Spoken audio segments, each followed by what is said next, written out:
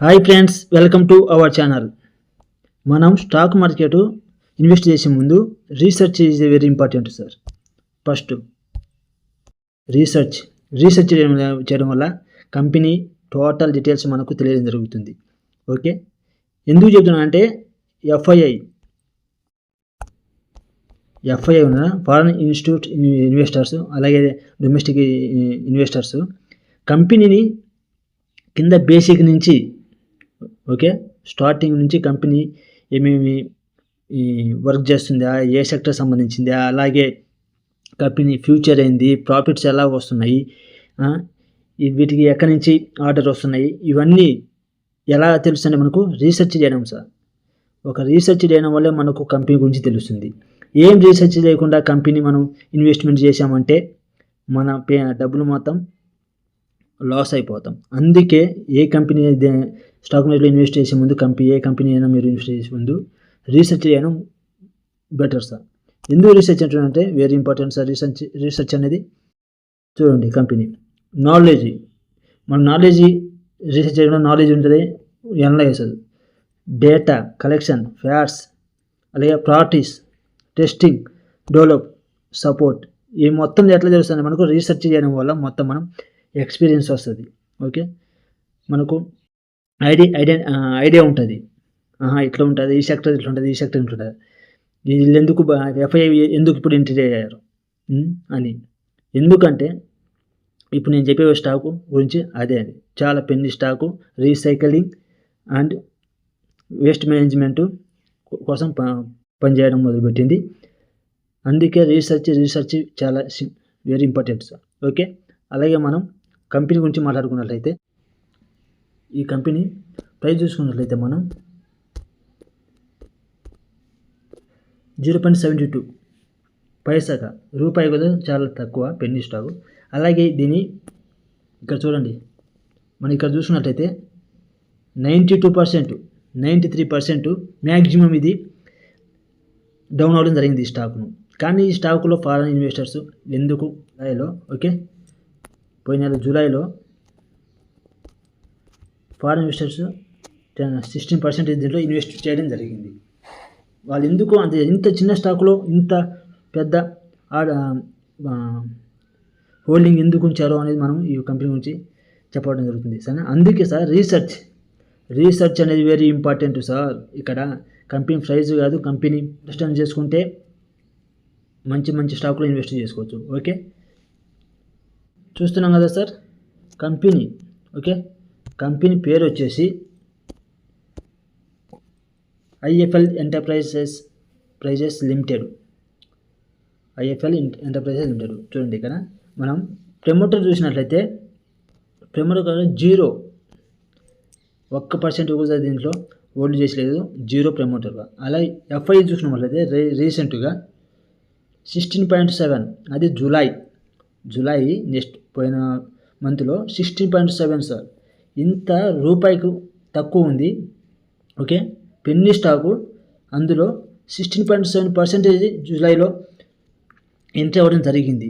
అలాగే పబ్లిక్ చూసుకుంటే 83, 100% ఉన్నది. తర్వాత వీళ్ళు అమ్మేసిన దాన్ని ఏంటంటే ఎఫ్ఐఐ తీసుకోవడం జరిగింది. ప్రమోటర్ ఎందుకు అమ్మేసారంటే ఏదో కారణం ఉంటుంది సార్. క్యాపిటల్ దాని క్యాపిటల్ను ఇంక్రీజ్. చూడండి సార్, కంపెనీ బిజినెస్ చూసినట్లయితే trading of shares, stocks, bonds and trading, paper, stationery, దీనికి ఈ బిజినెస్ వర్క్ చేయడం జరుగుతుంది. ఓకే, అలాగే నోట్బుక్ సర్వీస్ చూసిన notebook, A4 paper, okay, high bright copier paper, duplex board, ఇవి కనిపిస్తుంది. కానీ దీని ఫ్యూచర్ గురించి మనం ఇప్పుడు చూద్దాం. ఓకే, నేను చెప్తాను దీని ఫ్యూచర్ దీంట్లో అప్డేట్ అవ్వలేదు, ఎట్లా చూడాలనేది చెప్తాను. ముందు ఇది డీటెయిల్ చూద్దాం ముందు కంపెనీకి. ఓకే, ఇక్కడ చూడండి సార్, మార్కెట్ క్యాపిటల్ మినిమం వచ్చేసి 90, ఓకే 90 షేర్ ఉంది.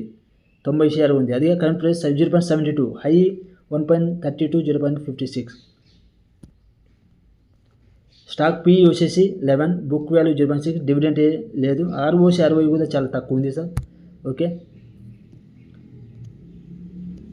ROC ROI కూడా చాలా తక్కువ ఉండడం జరిగింది 7.25. అలాగే return on equity 5.54. Okay sir. అలాగే ఫేస్ వాల్యూ ముందే ఆల్రెడీ ఇది స్ప్లిట్ అయి ఉంది, ఒకటి ఉంది. అదే ఇంట్రెస్ట్ వాల్యూ 1.72. డెప్త్ ఈక్విటీ చాలా తక్కువ, ఓకే, 5 లక్షలుగా ఉంది. రిజర్వ్ చూసుకున్నట్లయితే 3.62 CRగా రిజర్వ్లో ఉంది. Return on equity 5.54. Sales growth, profit growth మనం చూసుకున్నట్లయితే కంపెనీ చూస్తున్నాం కదా, sales growth 308%, profit growth 949, profit after tax Pat చూసాం కదా ఇక్కడ ఎంత ఉందో 7.97 CRగా దీనికి అది. అసెసెట్ కూడా 102 ఉంది, ఓకే. RSI 37.93, 1 రూపీ ఆ మధ్యలో వీళ్ళు బై చేయడం జరిగింది. FII ఇయర్లీ మనం ప్రాఫిట్ లాస్ చూసుకున్నట్లయితే కంపెనీ చూస్తున్నాం కదా ఇక్కడ నుంచి